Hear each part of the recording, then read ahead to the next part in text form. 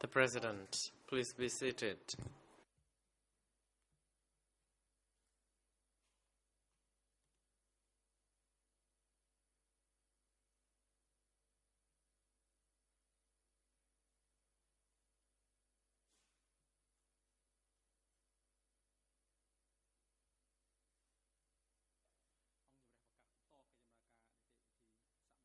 The court is now back in session.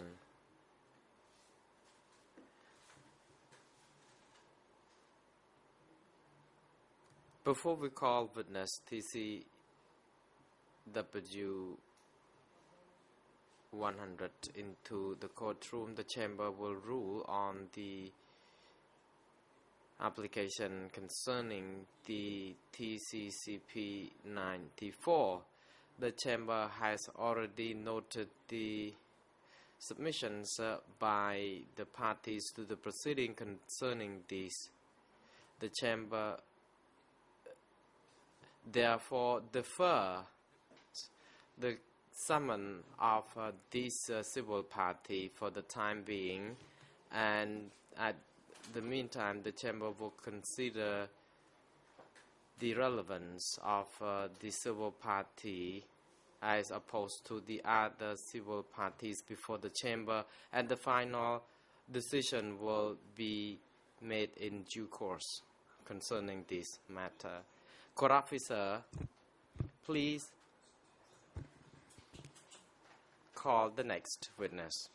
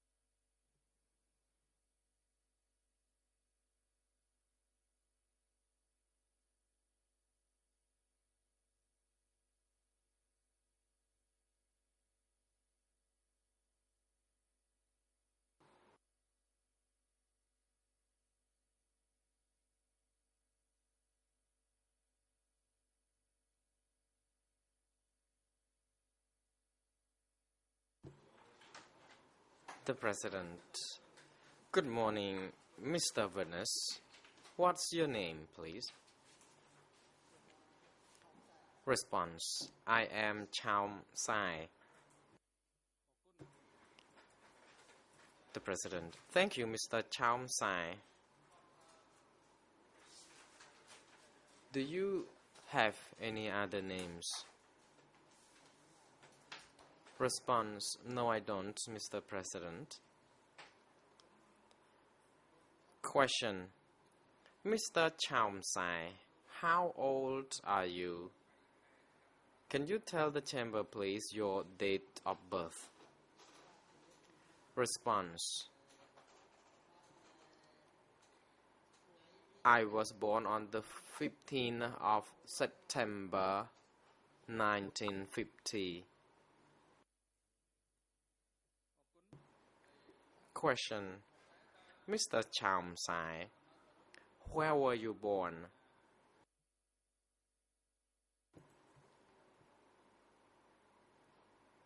Response.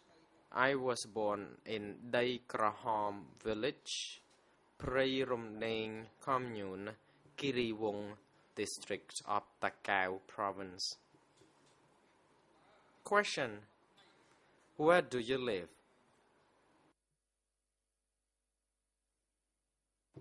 Response. Currently, I live in Lumtong Thmai village, Lumtong commune, Anlongwang district of Oda Mianchey province. Question. What do you do for a living?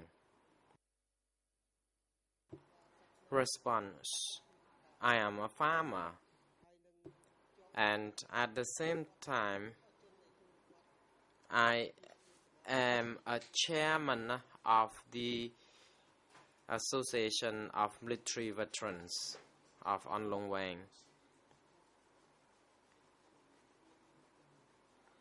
Question: can you please tell the chamber your parents' names? Response: my father is Chaum Sam. My mother is Kum Mon.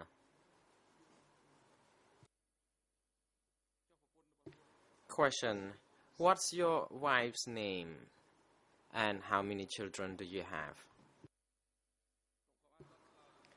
The President, please hold on. You observe some pause before you proceed to respond. You may now proceed.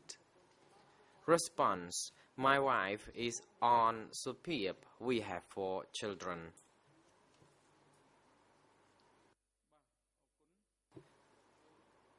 Thank you.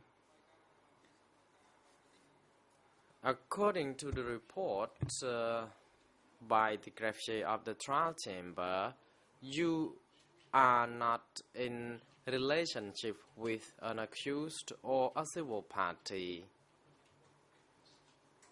in the proceedings. You are not in relation with the accused person, including Mr. Nuon Chie, Ieng Sari, and Kiew Sampon. Is that correct? Response: yes, it is. Question: according to the same report by the greffier, you already took the oath in accordance with your religion in the court. Is that true? Response: yes, it is.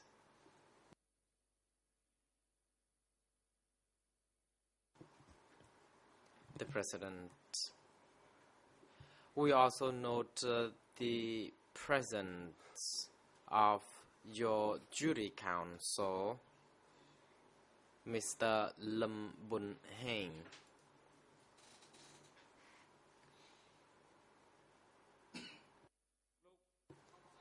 Mr. Chaum Sai, now the chamber would like to notify you of your right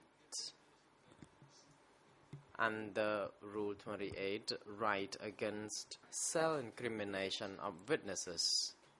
As a witness, you may object to making any statement that might tend to incriminate you. In other words, you have the right not to incriminate yourself. To exercise your right, you are provided with your jury counsel, and in case you feel you would incriminate yourself in your response, you may consult with your jury counsel before you respond or not respond. You, as the witness, are to respond to all the questions put to you by the judges or the parties to the proceedings, except the responses that you feel are self-incriminating. The testimony that you are to give shall relate to what you have had knowledge of, borne witness to, experienced, lived through, and heard, and that it shall be the truth, the whole truth, and nothing but the truth. Do you understand this? Response: yes, I do. The President, Mr. Chamsai, have you ever given any interviews to investigators from the Office of the Co-Investigating Judges during the last few years? If so, how many times have you given such interviews to them? Response: yes, I have, Mr. President. I have been interviewed on 4 occasions. Question: do you still recollect where were the interviews conducted? Response: in 2010, I was interviewed on 2 occasions, and by 2011, I was then interviewed on other 2 occasions at my home.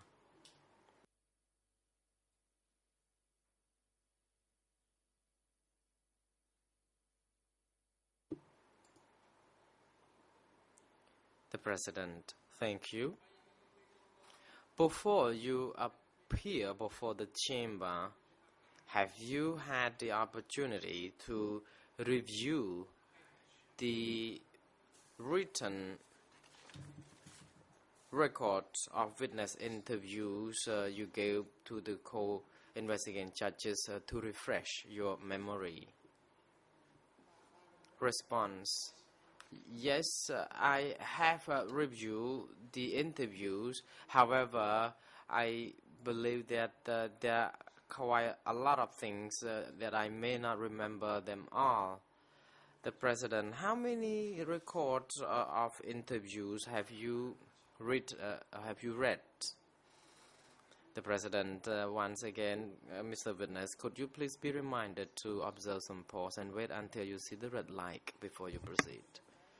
Response: I have read the 4 interviews, and I don't remember them all because some questions are longer than the others. Question: you said you were interviewed on 2 occasions in 2011. Are you sure that the date you gave to us is accurate, that 2 interviews were conducted in 2011?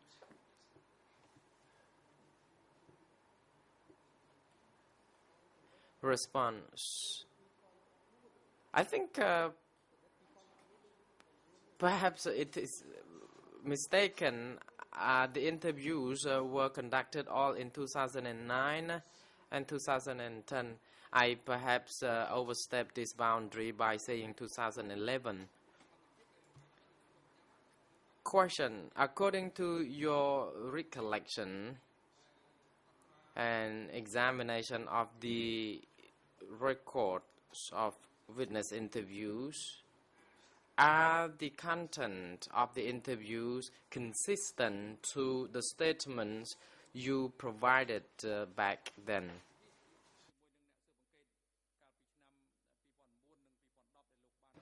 Of course, the interviews you gave in 2009 and 10, as you just said. Response: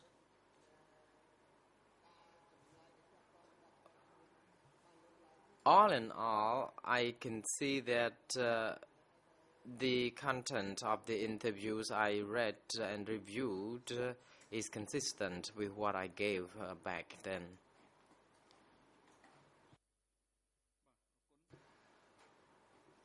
The President: thank you. The Chamber wishes to inform the prosecution that during the testimonies of this witness, the co-prosecutors will be allocated the time and opportunity to put questions to this witness first. Both the co-prosecutors and the lead co-lawyers for the civil parties will have the whole day to put questions.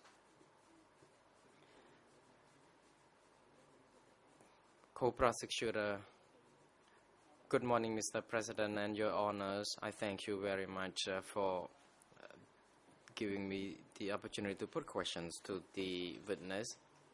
Good morning, Mr. Chaum Sai. I am Chandara Ratsamai. I am here on behalf of the prosecution. I will have a few questions for you. With Mr. President's leave, I would like these documents, the written record of witness interviews, the 4 interviews, be given to Mr. Chaum Sai to help him refresh his memory and to assist him during the examination.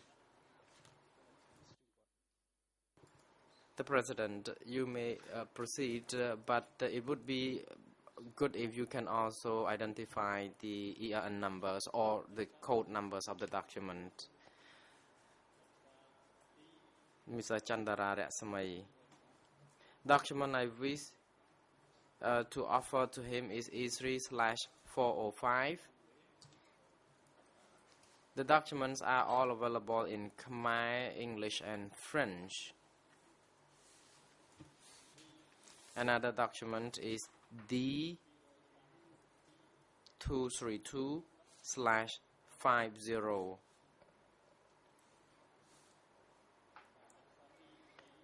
Document E3/407 and D237/53. Document D369/8.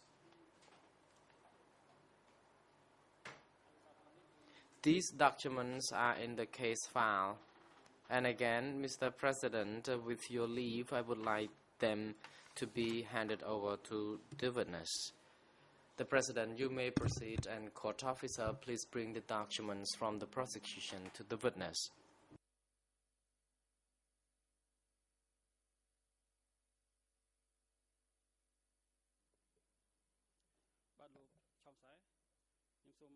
Question. Mr. Cham Sai, my first question is relevant to your background when you joined the revolution. According to document E3/405 and D232/49, the document in which you provided testimony before the co-investigators, you said you joined the revolution in 1970. Can you please tell the chamber what made you join the revolution? Response. The reason I joined the revolution movement, first, I didn't understand anything about politics. However, during the period of time, we were influenced by the appeal by then Prince Norodom Sihanouk. We were convinced that only upon running into the jungle that we could join force to liberate the country. And at that moment, I also learned that the situation was convenient enough for us to join the revolution rather than staying behind at home.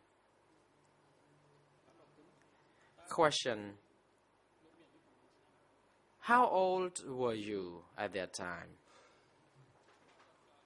The President, witness, please hold on. You may now proceed. Witness, I apologize.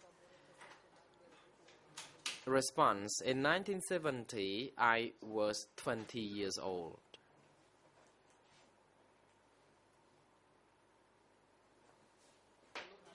Question.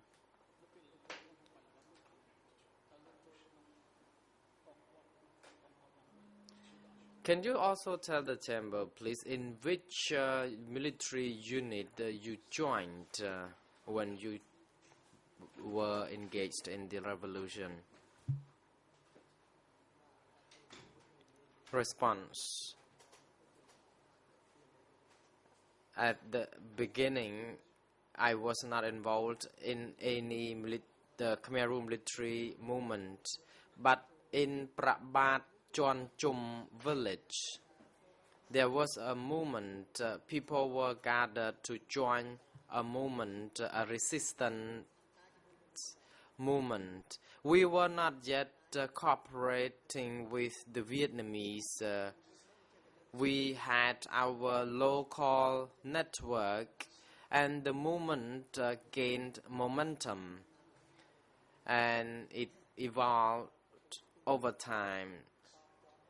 And then I moved to Kampong Speu. Then we joined forces with the Vietnamese in the jungle, and we continue to work shoulder to shoulder with the Vietnamese all along until later years.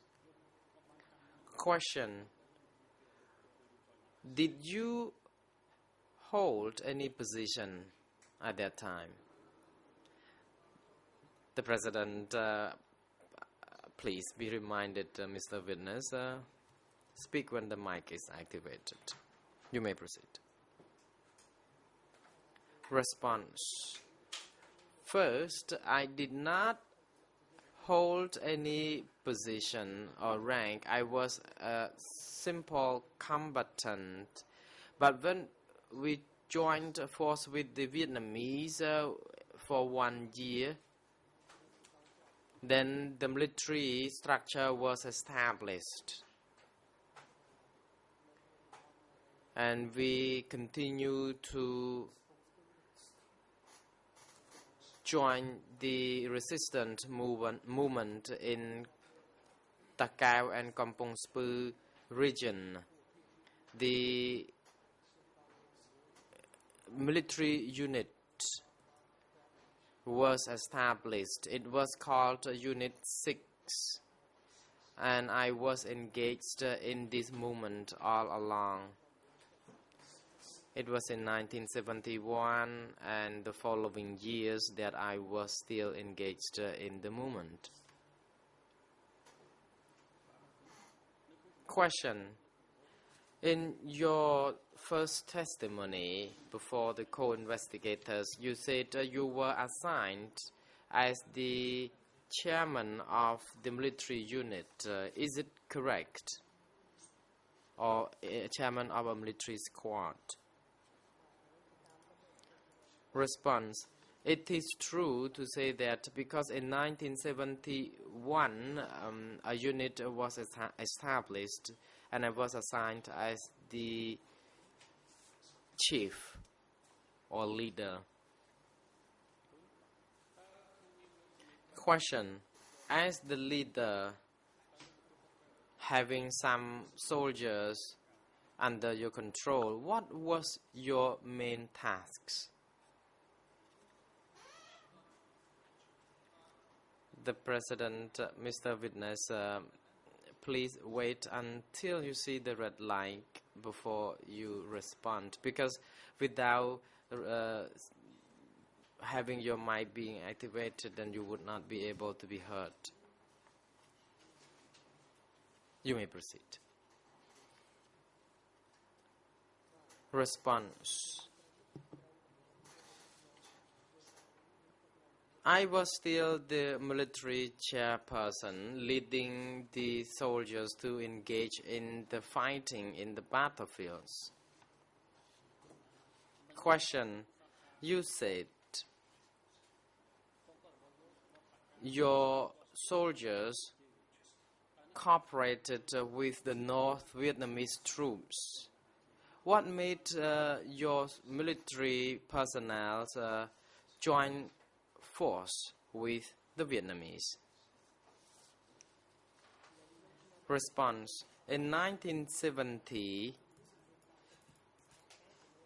the resistance movement had some cooperation or joint force with the North Vietnamese troops, and this cooperation was in place from the beginning, and without such cooperation, the Khmer Rouge forces could have never been gathered.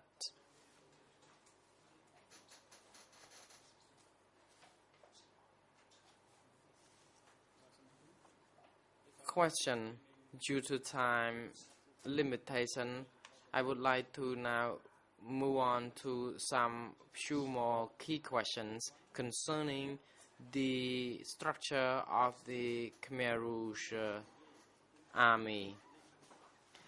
Can you also tell the chamber, please, concerning the Khmer Rouge military structure from 1970 to 1972?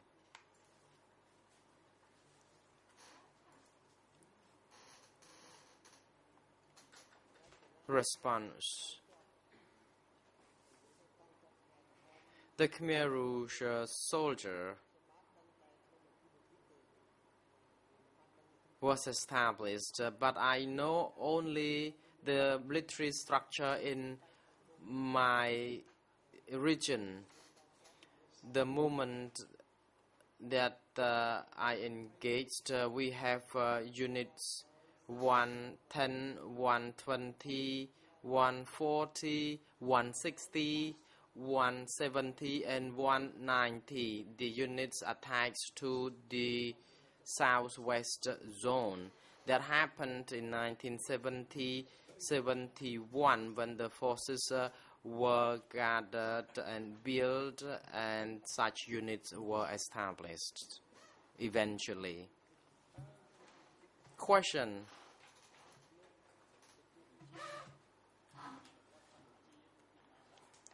To whom were you responsible at that time? President, please observe some pause, Mr. Witness. Witness, into my unit, it was in the first platoon of the first company and the battalion 6 or 160, and it was in the southwest zone, and the command of a battalion commander, that is So Sarun. Thank you. Question. Who was above So Sarun?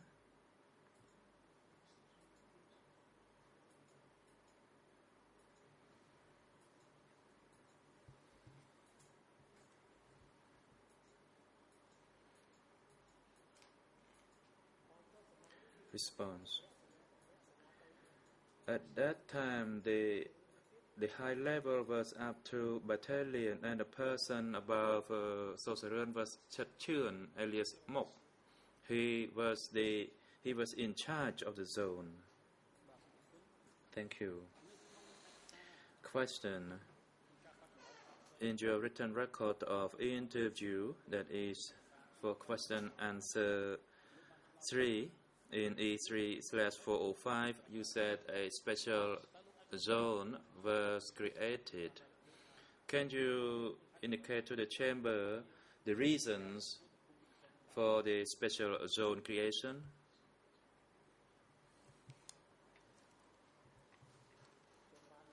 Response. I did not know much the details of the strategy at the time, but the special zone was created from various parts of other zones in order to form the resistance for the protection of the Phnom Penh zone. The special zone, based on the structure, comprised of 3 divisions.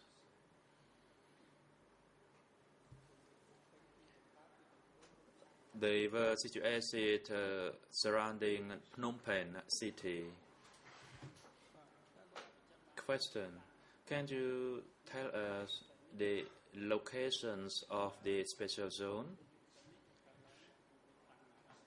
Where were these military special zone located?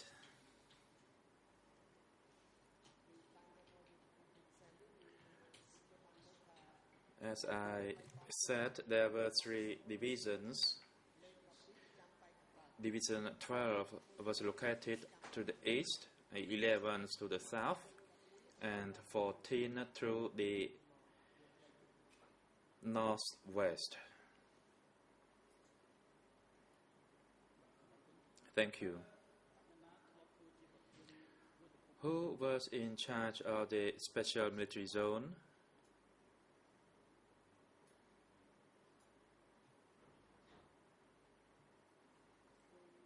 Response. It was under the command of Von Wade. Question. Who was Von Wade and what were his responsibilities? President, witness, please wait a little bit before you speak. You speak only when you see the red light on the microphone.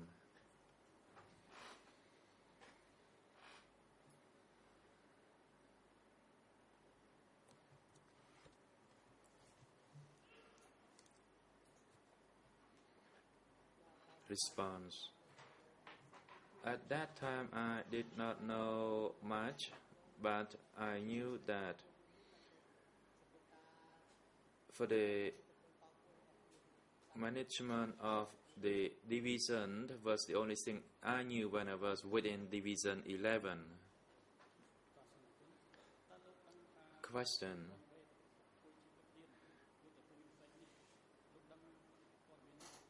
How did you know that Von Wade was in charge of the special military zone? Response. I heard it from So Sarun, the division commander.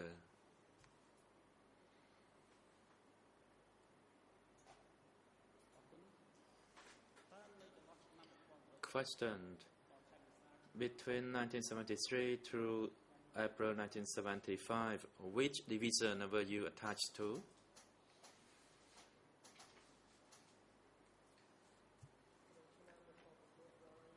Response.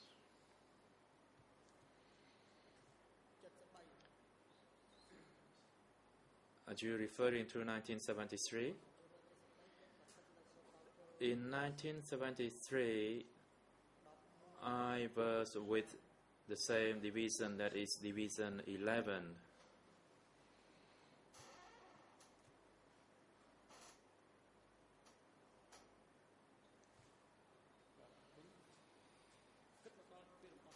Question. Up to the time that Phnom Penh was liberated,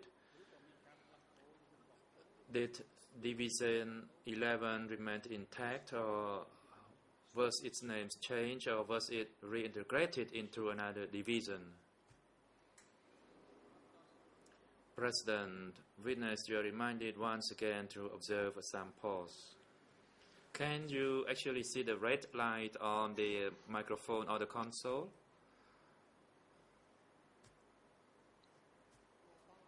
Witness, Division 11 in 1973 and 1974, or late 1974, it was combined with Division 14, which was situated in the northwest.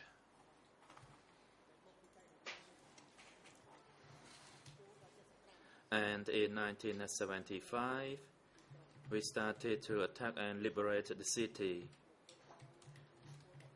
And we actually were part of Division 14 by then.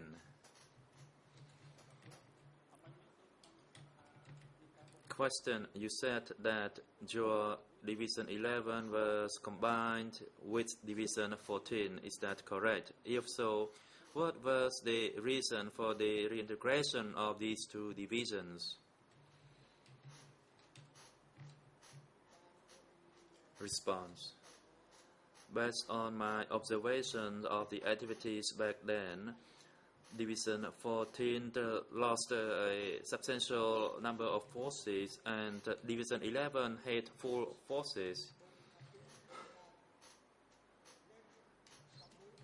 So half of the forces of Division 11 has to be shared with Division 14 prior to the attack on Phnom Penh.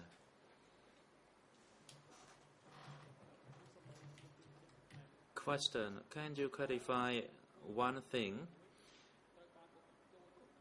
Division 11 was integrated into Division 14, or was Division 14 reintegrated into Division 11?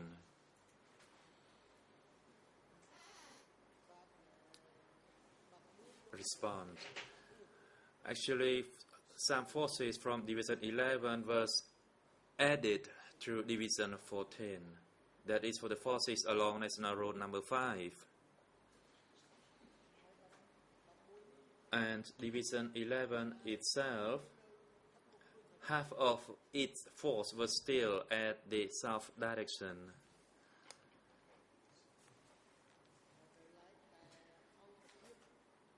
As for my own unit,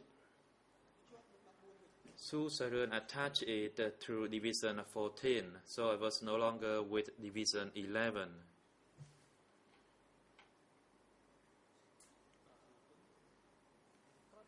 Question.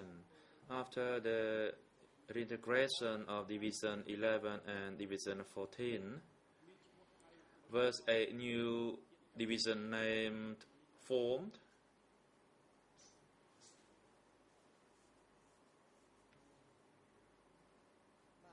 Response. Later, the three divisions had its names changed into a new one. That is, after the attack on Phnom Penh and after Phnom Penh was liberated, Division 14 changed to Division 801, Division 11 changed to 605, and Division 12 changed to 703, and they were all in the special military zone. Question. After the integration of the two divisions, which division were you attached to, and what was then your position?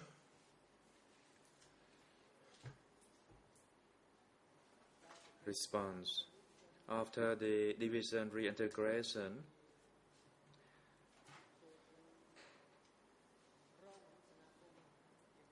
I was the deputy commander of a company as part of Division 801.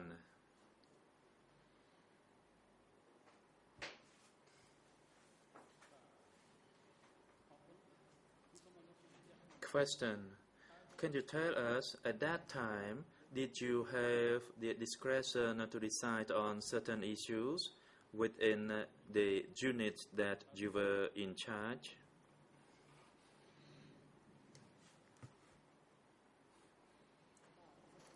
Response. The authority for me was to manage my soldiers in my own company, and there were a little bit more than 100 soldiers in my company.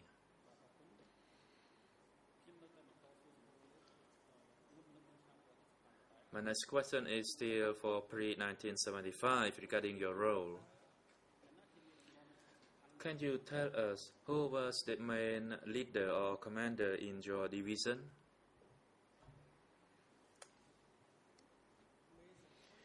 Response. You're talking about the main commander of the division, and that was So Sarun.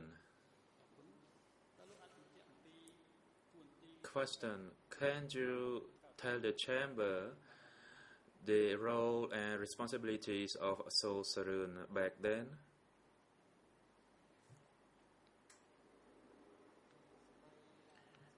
Response. At that time, the leadership was a one-man leader style, and So Sarun was in charge of politics, and for that he was the top person in the division.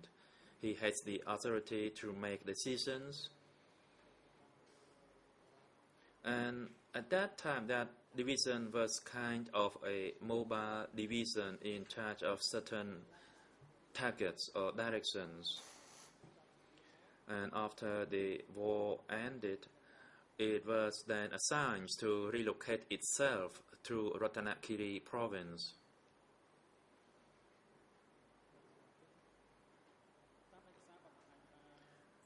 A document indicates that during the movement of resistance, code names were used to identify certain individuals.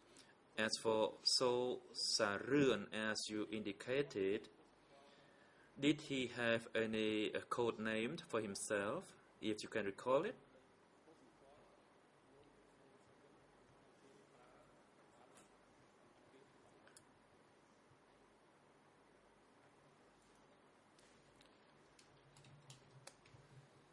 Response. His code name was 05.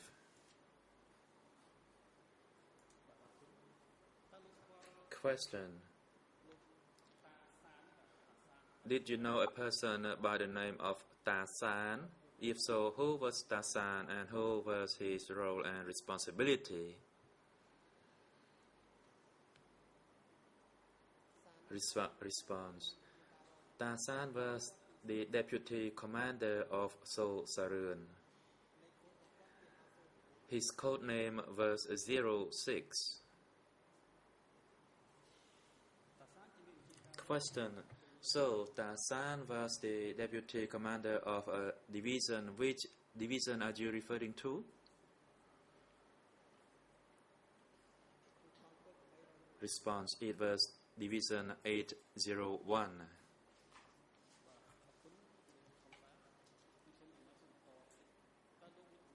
Question. What was your role and position in that division prior to the liberation of Phnom Penh?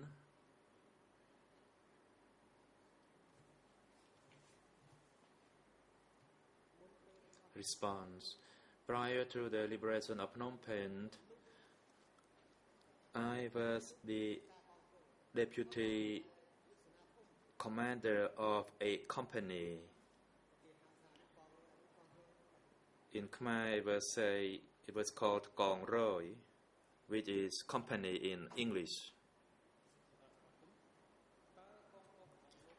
Questioned. Did your unit or division ever attacked Lunar soldiers between 1973 and 74?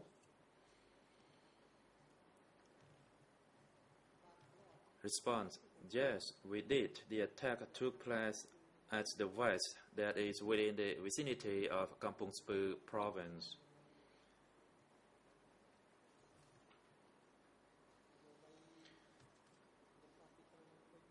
And also, for the attack on Phnom Penh, we were at the south and the north parts of Phnom Penh. Question. Can you tell us about the date of the attacks, if you can recall, and for under what form of movement that you engage in those attacks? Response. I cannot recall every one of them because there were several attacks.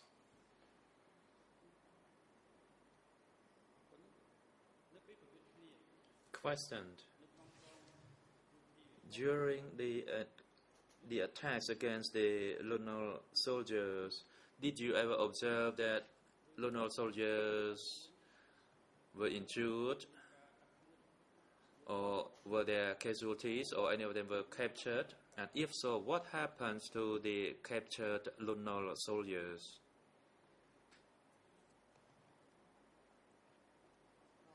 Response. During the fighting at the battlefield, of course, there were shootings, and we had to fight and kill one another. There was no exception. Only at the end of a battlefield, then soldiers could have been captured on both sides. And if so, the captured soldiers would be sent to another location, not kept at the front battlefield.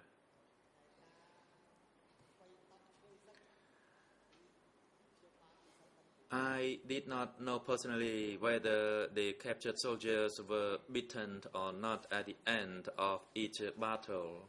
It was up to the upper echelon to decide the fate of the captured soldiers. Question. Regarding the liberation of Udong city in March 1974, was your division assigned to attack and liberate Udong in March 1974 or not?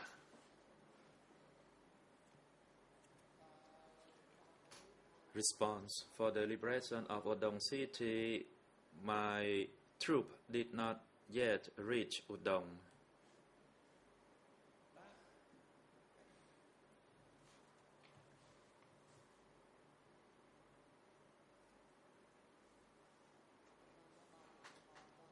We did not arrive at the Udong area yet.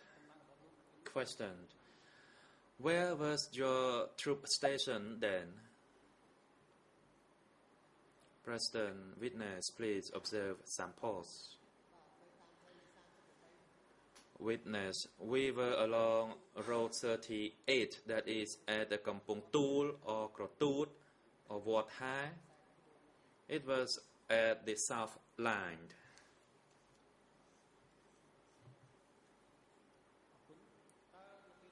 Question: At that time, what did you know about the liberation of Udong? If so, how did you know about it? Response: We did not reach Udong when it was liberated. Only later on we learned about it and about the Basat and Chatras.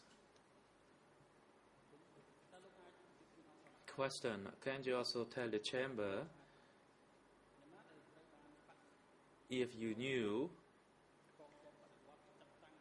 who was assigned by the party or the People Revolutionary Army for the preparation of the attack plan to attack and liberate Udong city? If you don't know, please state so.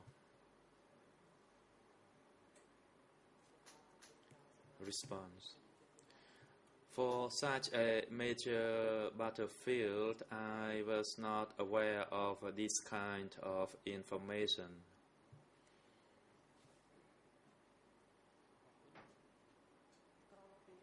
Question: After Udong had been liberated, did you receive any information from other sources or locations regarding the situation and the people's situation at Udong after its liberation? Response: I could not grasp the situation.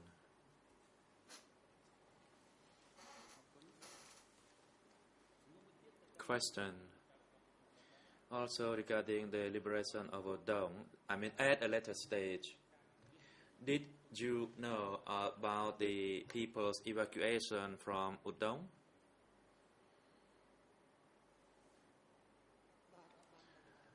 Response: No, I did not.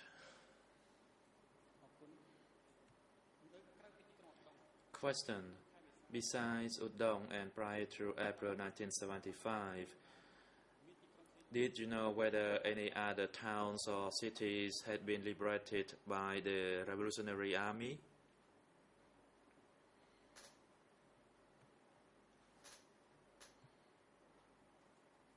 Response: I cannot recall them all by April that year. I could not grasp the overall situation. Question: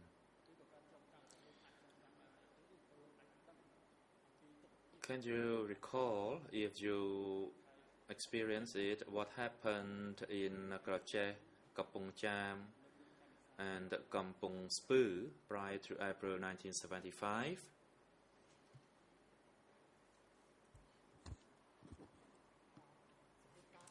Response: Regarding the situation at those provinces that, as you mentioned, was beyond my capacity and knowledge.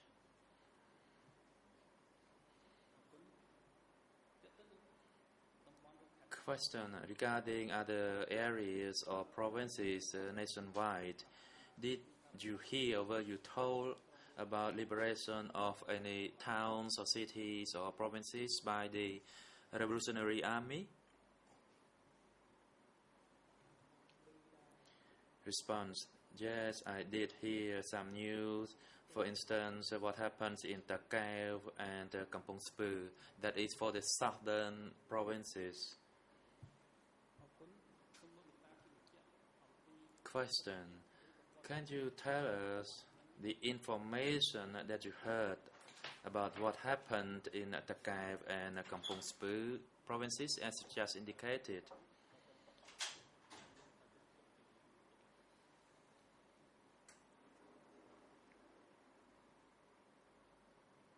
Response: after they attacked each provincial town, then people would be evacuated from the provincial town for a while. That was based on my observation. They would not allow people to remain at their residence during the period immediately after the liberation, and that was for security reasons. That's all I knew. Question: you just said that people were evacuated due to security concern. What do you mean when you say security concern?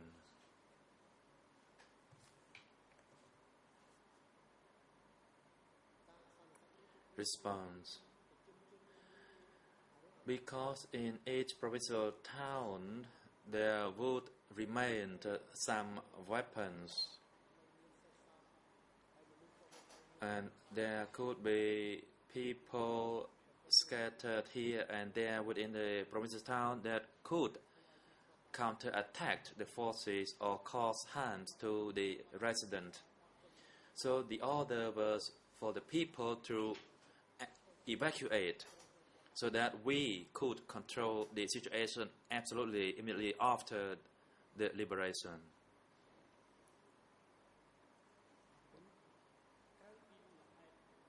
Question: besides the matter of security concern, were you told or did you experience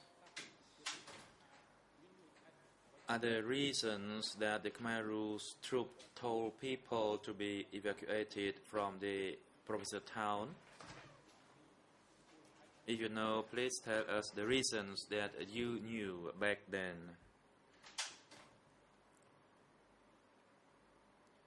Response: of course, there were reasons, but these things happened so long ago, I cannot recall them all.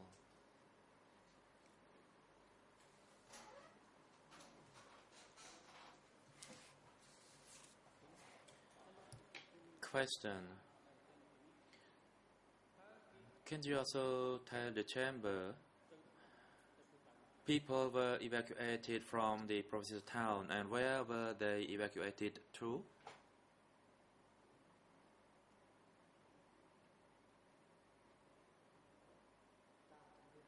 Response: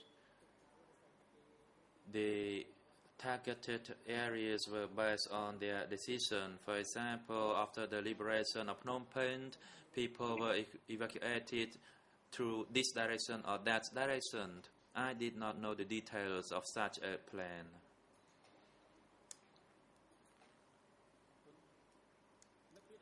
Questioned: when there were orders for people to leave their houses at the provincial town, did the people have the right to refuse to leave their house or to leave their native village? And if not, what were the reasons, if you know?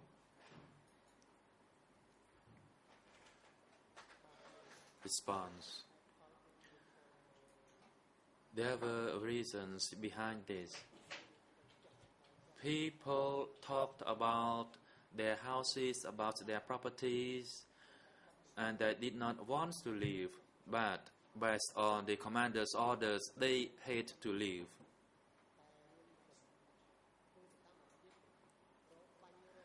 However, they were not threatened to shoot. We just informed them of the reasons for them to leave. But as for the loss of property or houses, It was beyond my knowledge. I just implemented the orders. Question. When there were objections by the people not to leave,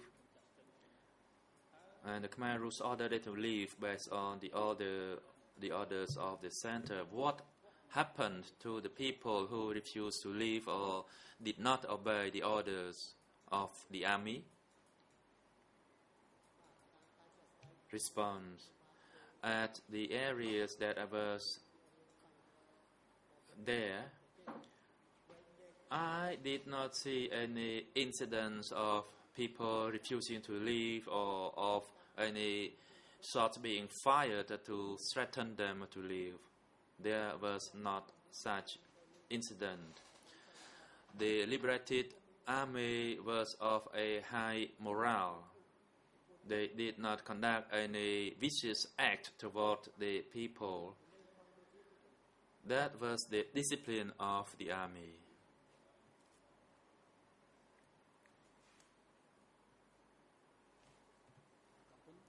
Thank you. Question. When people had to be evacuated and orders were rendered from the top, what kind of items people were allowed to bring along with them, or were they not allowed anything at all? Response. People were not prohibited from taking anything with them. They could manage to bring anything at all they could carry with them, but they could not take heavy loads, I believe, so they could do their best to bring whatever they could.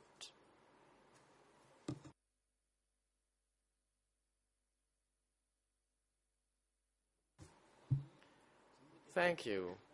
I have another question concerning the evacuation.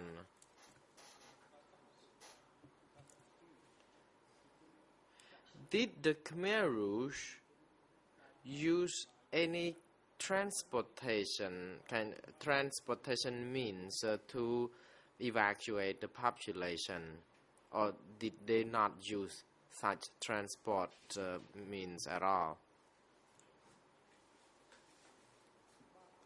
Response. No transportation was provided. People could be on their own. There was no such truck or vehicle provided for easing the evacuation of the people.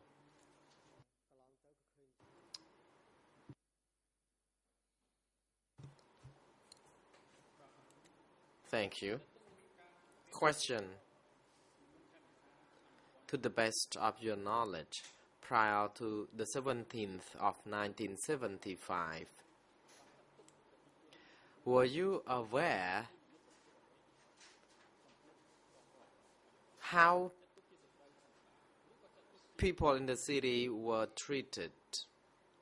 Were they treated like ordinary people or as enemies?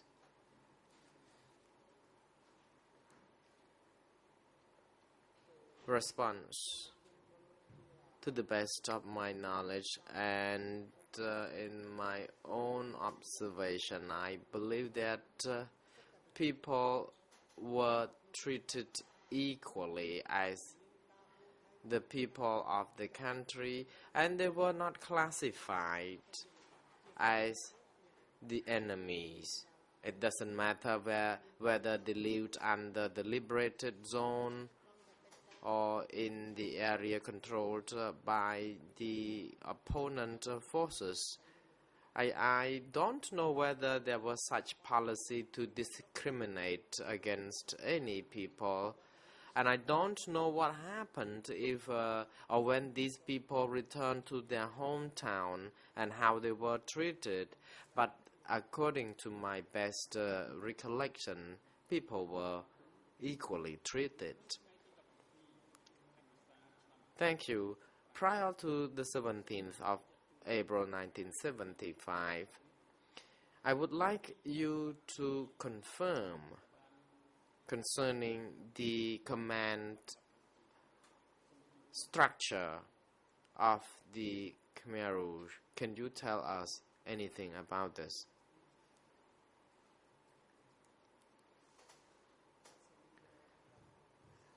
Response. I'm afraid I don't understand your question.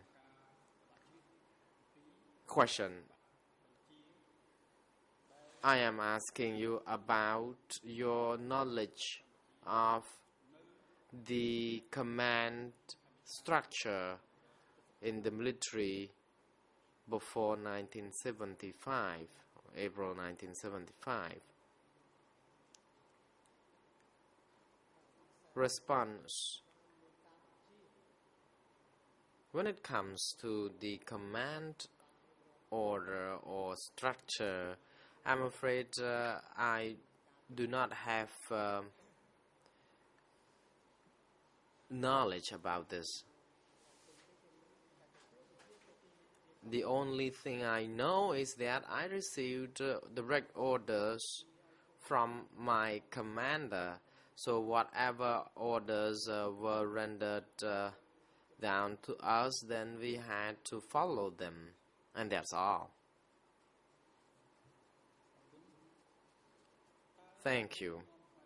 Question.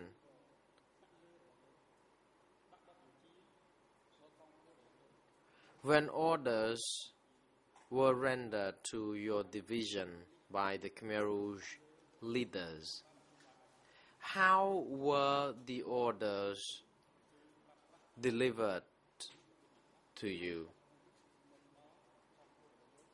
How were they channeled all the way to you before you implemented them?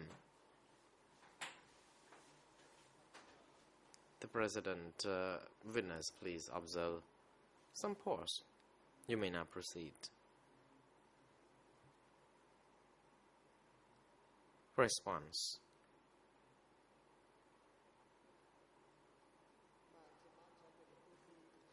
I normally received orders from the division commander through radio communication, and sometimes I would receive orders through messengers.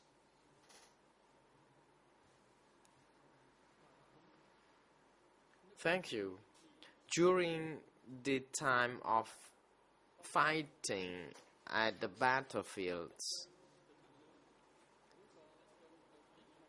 how did you manage to keep communication with your superiors and your subordinates? How did people communicate one another during this period of time? Response. Information during the fighting would be submitted or transmitted to one another. Nonetheless, such communication was not easily or quickly sent to people concerned because of the constraints in the radio communication. It could have been sometimes very late before the important information could be transmitted. Sometimes it was even too late for the wounded people to be treated and collected. Thank you. During fighting, did you often contact or keep contacts with your superiors? If so, how?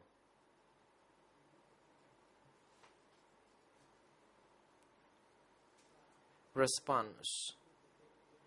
During the time when we engaged in fighting, the means of communication was done through different means. each small unit or squad, for example, like a squad or platoon and company, had to be on their own. They had to manage their own decisions, so that manage their own forces, so that decisions so that the forces could be properly managed and the situation was under control. Question: after the fall of Phnom Penh, did you ever engage or attend a meeting or meetings attended by the senior leaders? If so, who were the leaders of the Khmer Rouge who attended such meetings, and what was the meeting about? Response: after Phnom Penh was liberated, I attended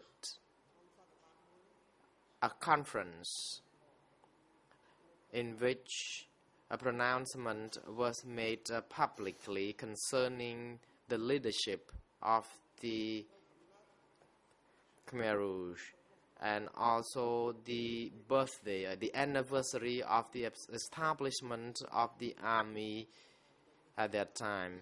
The event was held at the Olympic Stadium,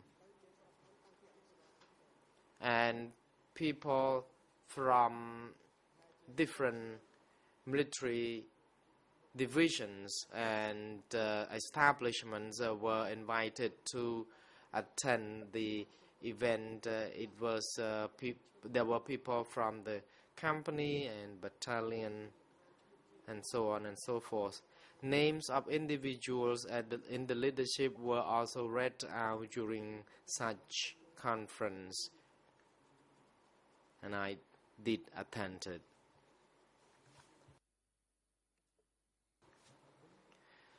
Thank you. Question: on the same topic of the meeting, I would like you to tell the chamber concerning the events before the liberation of Phnom Penh. Had you ever attended a meeting or meetings with the senior Khmer Rouge leaders? My question is now relevant to the events before the fall of Phnom Penh.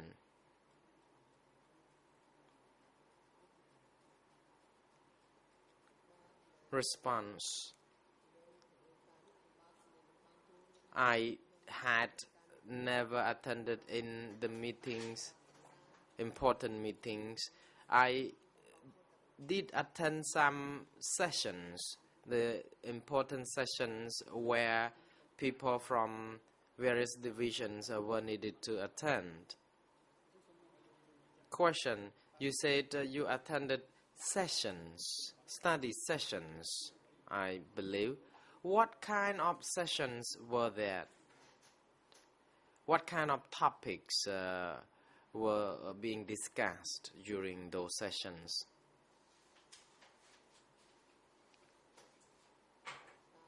Response: during the study sessions, important documents were handed over to the participants.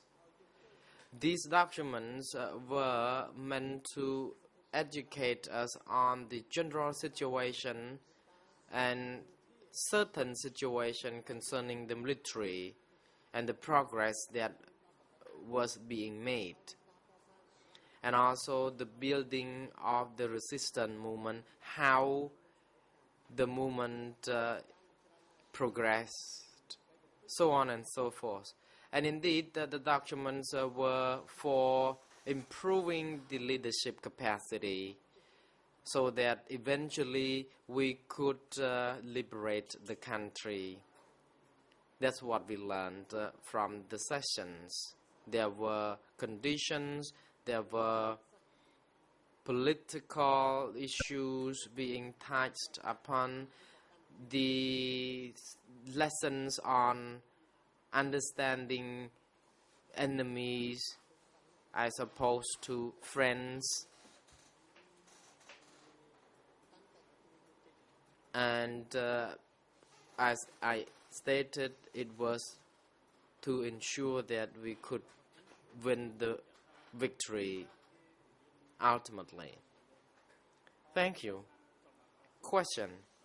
You said you attended the sessions where trainees or participants would be lectured on how to build the forces. And could you elaborate further on this? What was actually the main purpose of the sessions and objective? Response. The building of the forces was to ensure that the country is liberated, and indeed the resistance would really like these policies and objective. I did not know the plan behind this, but I believe from the sessions I attended, the intention was made to ensure that people are freed from the suffering and the country liberated. Thank you. Question. During the study sessions, did you also learn about the building of the resistance movement to overthrow the Phnom Penh government? Response. I am familiar with this. We were lectured on how to topple the government of Phnom Penh and install the policy ideology we wished to have installed afterward. Question. Who were the chairpersons during the meetings or the study sessions? Response. Normally, the commanders of the battalions would be the chairpersons. They would attend the study sessions where they mentally or psychologically educated. Their ideology was strengthened during such a session so that they can remain with the resistance movement all along. Thank you. Question. Can you also tell the chamber, please, if you still remember what kind of attack plan that was introduced to participants during the study sessions? Response. Plan to attack different locations in the city was introduced in the meeting. Normally, in such study sessions, as a soldier, we were lectured on the strategic plan, the plan to attack, tactical plans, for example, how to win victory over these strategic locations. Question. Can you share with us, please, briefly, the kinds of strategies, tactical strategies that introduced during such study sessions? Just briefly. Response. I'm afraid I cannot recollect this because there were too many tactics and strategies being lectured to us on during that time. But they were very practical and implementable. But I just don't remember the details. I'm sorry.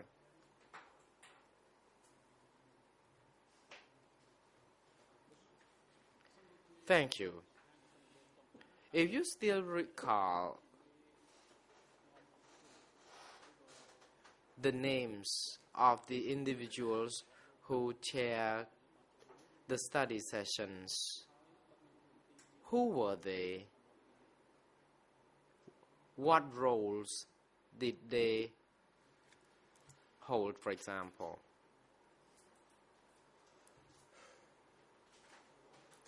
Response: there were too many names to remember. There were leaders, there were secretaries of the battalions, regiments. Some people disappeared, some people came, and I don't remember them all. Question: did you ever meet any of the senior leaders of the Khmer Rouge, including Mr. Ieng Seri, Nuon Chea, Khieu Samphan, or any other senior leaders? Can you please tell the chamber? Response: I saw them from a distance. I never met them face to face. I knew their names, their full names, but I just saw them when I was standing from a distance. For example, I knew about Mr. Khieu Samphan, Nuon Chea. I saw them from a distance, but we never been in contact, or I never knew them personally, because in my capacity as a low-ranking soldier, I was not entitled to be close to any of them, because our titles were too far different. Question: how did you know about the names of these senior leaders?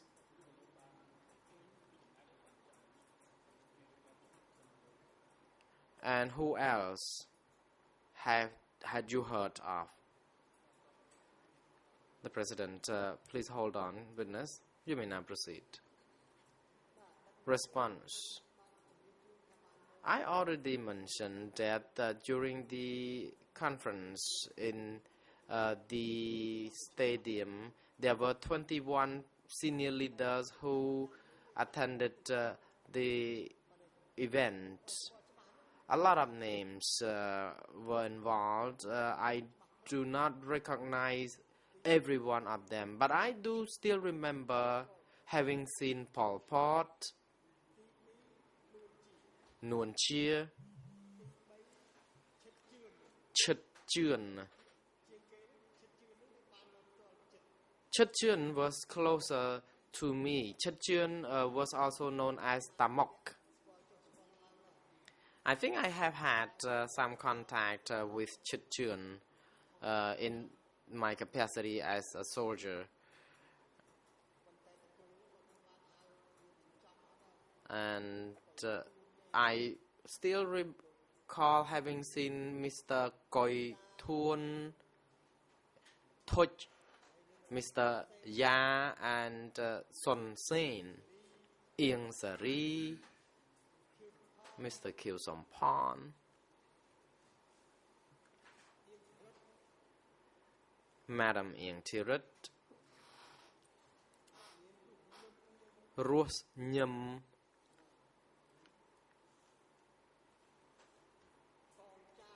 Con Chap, Won Wet, Chey Sun, Cheng On. These are all the people who were the senior leaders. Altogether, as I told you, there were 21 people whose name I don't remember in full. Co-prosecutor: thank you, Mr. Witness. Due to time limitation, I would like to move to another topic. In your statement, you stated that you knew a woman by the name of 1. Can you tell the chamber who she was and what she did during the period prior to the April 1975?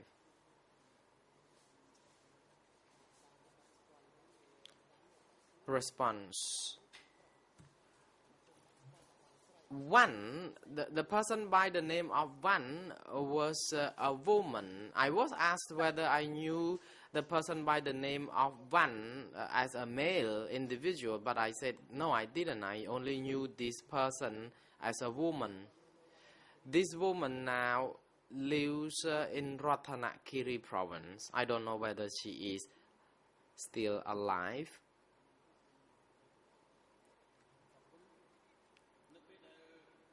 Thank you. After Phnom Penh was liberated,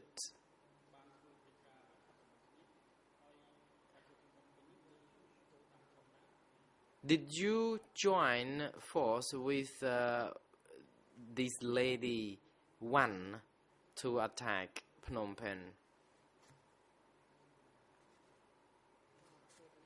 Response. Our units worked together. We had the male and female combatants and soldiers who jointly advanced on from the Pojantong location, and we reached the propaganda ministry all together when we were attacking Phnom Penh. Thank you. Question. Can you describe to the chamber, please, what Phnom Penh was like the first time you saw it when you came to Phnom Penh? Response. Phnom Penh was a crowded city. We saw a lot of people on the street. They were mixed with soldiers, and I did not spend longer time in Phnom Penh because immediately we were asked to move out of the city as well, and the population of the city was asked to also leave the city for a certain period of time, and we left immediately. Thank you. Question. How long did it take for the soldiers to liberate Phnom Penh? Response.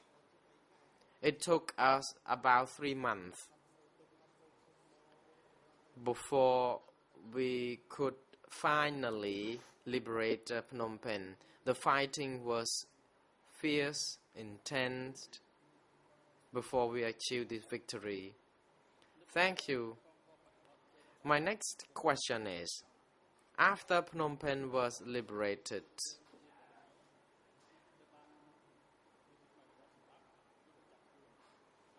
the Colonial soldiers were arrested or killed. Can you tell us how or what happened to those soldiers who were captured alive, or those who resisted or opposed the Khmer Rouge soldiers? And what happened to people who were not faithful regarding their biography?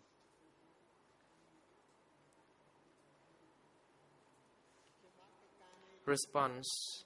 I'm afraid I don't know much about this. This has to do with the leadership, people who were in control of managing these issues, so I perhaps am not the right person for that. Thank you, Mr. Witness. I have only final 3 questions to put to you. When you entered Phnom Penh, Can you describe what you saw? Were people evacuated? Did you bear witness to the evacuation?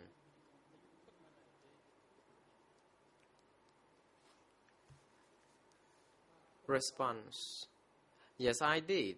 I saw people walking on the roads. Some passageways, or there were gates where people would be allowed to leave the city. Question: did you also know whether there were any plans after people had already been evacuated?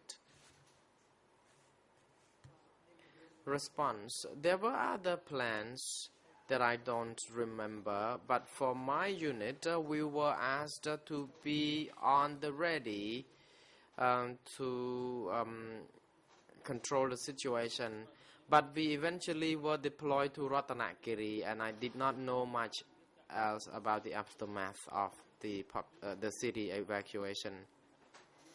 Question: it is heard that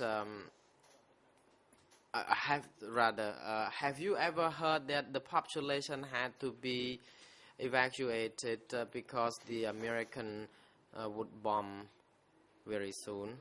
Response: I have never heard anything about this. Co-prosecutor: Thank you, Mr. Chao Sai.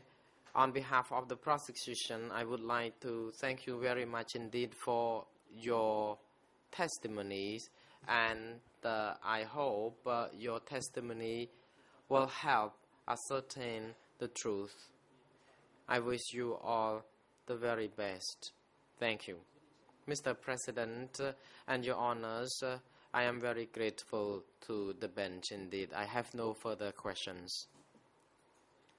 The President: thank you, Mr. Witness and the prosecutor. It is now appropriate time for the adjournment. The chamber will adjourn until 1:30 p.m. Court officer is now instructed to assist the witness during this time and have him return to the courtroom before the next session resumes. Security personnel are now instructed to bring Mr. Kilsompon to his holding cell downstairs and have him return to the courtroom before the next session resumes. The court is adjourned.